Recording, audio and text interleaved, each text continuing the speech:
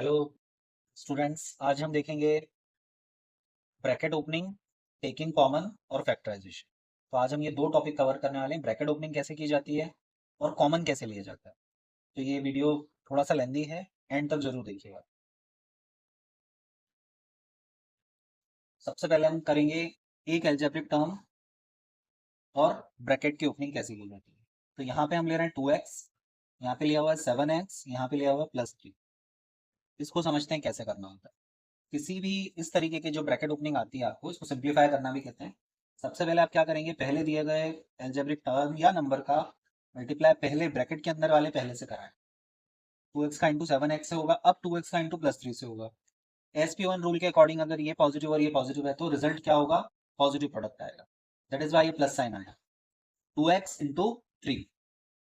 अगली स्टेप पे क्या हो जाएगा, 7 और 2 का इंटू 14, और x का इंटू क्या हो जाएगा, एक्स स्क्वायर। एक्स स्क्वायर क्यों हुआ, एक्स इसलिए हुआ है कि इसकी पावर कुछ नहीं है तो 1 मानी जाती है, इसकी पावर भी 1 मानी जाती है। जब भी सेम वेरिएबल का इंटू आप करते हो तो उनकी पावर जो भी हो पावर में प्लस कर दिया जाता है। अगर यहाँ पे 2 और 3 लिखा होता तो मैं यहाँ पे 5 लिख देता। राइट नाउ यहाँ पे कुछ भी नहीं लिखा तो 1 1 माना जाता है, इसलिए 1 + 1 2। उसके बाद नेक्स्ट 2 का नंबर का इंटू नंबर से कराना है, आपको ध्यान रखना है। कोएफिशिएंट्स का इंटू कोएफिशिएंट, 2 × 3 6 एक्स, चूंकि यहाँ पे कोई वेरिएबल नहीं है तो एक्स अकेला ही है तो आप डायरेक्ट उसको लिख दीजिए। तो ये आंसर हो गया। इस तरीके से ब्रैकेट ओपनिंग की जाती है। अगर यहाँ पे केवल एक नंबर होता, कांस्टेंट होता, तो फिर आप कांस्टेंट के थ्रू भी इसका इंटू कर सकते थे।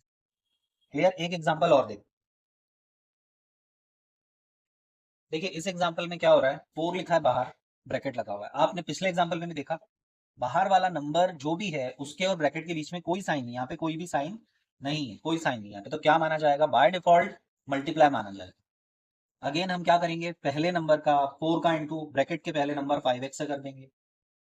दोनों पॉजिटिव थे तो यहाँ पे हमें पॉजिटिव साइन लगाने की जरूरत नहीं है, लेकिन अगली सेकंड टर्म देखिए, वहां पे बीच में क्या लगा हुआ है, नेगेटिव लगा है। ये नंबर कैसा है, 4 कैसा है, पॉजिटिव है। तो आप पॉजिटिव इंटू नेगेटिव, नेगेटिव होता है, अपोजिट नेगेटिव SP1 रूल के मुताबिक। तो 4 × 3 यहाँ पे करना है। अब देखिए 4 5 20 और x कोई वेरिएबल नहीं है साथ में तो आप x लिख देंगे। 4 × 3 12 होता है, तो ये आंसर आ गया। इस तरीके से आपको आंसर मिल जाएगा। ओके। अब ये वाला जो हमारा एग्जांपल है, यहाँ पे पहला ब्रैकेट है 2 + 7x, अगला ब्रैकेट है 4x - 1, तो ये डबल है। पिछले दोनों एग्जांपल्स में बाहर सिर्फ एक नंबर होता था, लेकिन यहाँ पे 2/2 चल रहा है, मतलब यहाँ पे भी 2 टर्म है, यहाँ पे भी 2 टर्म है, और हमें 2 ब्रैकेट्स मिल गए। इनका इंटू कैसे किया जाता है, बहुत ध्यान से देखना है ये वाला वीडियो। सबसे पहले क्या होता है, हम पहले ब्रैकेट को ओपन करते हैं। We always open the first bracket. इसका पहला नंबर जो है ना, आप उसको सबसे पहले लिख दीजिए, जो भी है 2 लिख दिया। उसके बाद ये बोला सेकंड वाला ब्रैकेट एज इट इज आपने रिपीट कर दिया, 4x - 1, ब्रैकेट क्लोज की। यहाँ पे क्या लिखा हुआ है, साइन को बहुत ध्यान से देखना, +7x। तो यहाँ पे आपको भी लिख देना प्लस, अगर माइनस होता आप माइनस लगाएंगे, +7x, और अगेन पूरा ब्रैकेट रिपीट हो गया, 4x - 1। अब अगर अपन इस सवाल को गौर से देखें तो अब ये पहले सवाल जैसा बन गया, नंबर एक और बाहर फिर एक ब्रैकेट। तो एज यूजुअल हम 2 का इंटू पहले वाले का पहले वाले से कराएंगे, 4x, पॉजिटिव 2 का -1 से तो -2 × 1। फिर ये देखिए पॉजिटिव है, ये भी पॉजिटिव है, तो आंसर पॉजिटिव आना है, 7x × 4x, और positive into negative, opposite negative होता है, तो -7x × 1। अगली स्टेप 8x -2, 7 × 2 क्या होता है, 14, और x का इंटू x से होता है तो x की पावर 2 हो जाती है, और -7x। ओके।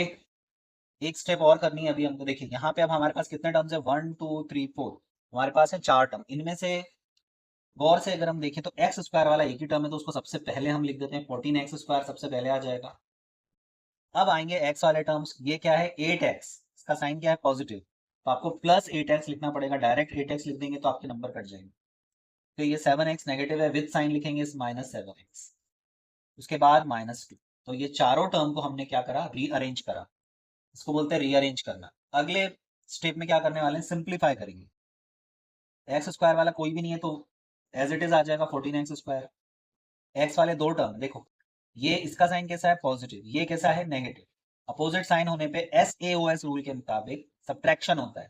तो 8x थे और उसमें से 7x चले गए तो 1x बचा, तो यहाँ पे हम लिखेंगे, और वो पॉजिटिव होगा क्योंकि बड़ा नंबर पॉजिटिव था, तो प्लस 1x, लेकिन हम क्या करते हैं कि अगर किसी वेरिएबल के पहले अगर 1 आए तो हम उसको नहीं लिखते, यहाँ पे बाय डिफॉल्ट 1 माना जाएगा। अब 1 लिख देंगे तो भी सही है और नहीं भी लिखेंगे तो भी वो 1 ही माना जाएगा।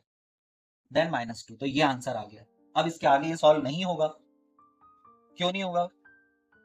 क्योंकि ये तीनों टर्म जो है वो एक जैसे नहीं, दे आर अनलाइक टर्म्स। ये कैसे हैं?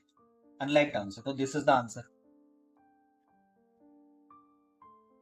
अब हम यहाँ पे देखने वाले हैं फैक्टराइज कैसे किया जाता है या कॉमन कैसे लिया जाता है। एक ही बात है, बहुत ध्यान से समझिएगा। मैं क्वेश्चन लिखता हूँ 4x प्लस 6, ठीक है, 4x प्लस 6, ये एक बाइनोमियल है। अगर क्वेश्चन ऐसा आता है कि फैक्टराइज करें इसको, ठीक है, फैक्टराइज कैसे किया जाएगा? सबसे पहले आपको क्या करना है कि 4 को आप क्या लिख सकते हो, 2 इंटू 2x, 4 को ऐसा लिखा जा सकता है। 6 को हम लिख सकते हैं 2 इंटू 3। अब अभी हमने जस्ट अभी सीखा था कॉमन कैसे लिया जाता है, सॉरी अभी हमने सीखा था ब्रैकेट ओपन कैसे किया जाता है। तो ब्रैकेट ओपनिंग के जस्ट अपोजिट है, रिवर्स प्रोसेस।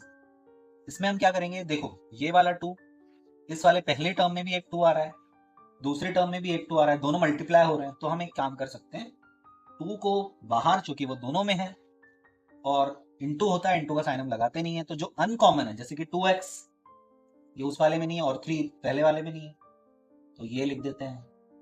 तो अब ये जो आ गया ये फैक्टराइज फॉर्म हो गया किसका, 4x प्लस 6 का फैक्टराइज फॉर्म कौन हो गया, 2 इंटू ब्रैकेट 2x प्लस 3, ये पूरा क्या हो गया, फैक्टराइज फॉर्म हो गया। तो आपने 2 को कॉमन ले लिया, इसको कॉमन लेना कहते हैं, इसी को फैक्टराइज करना भी कहते हैं।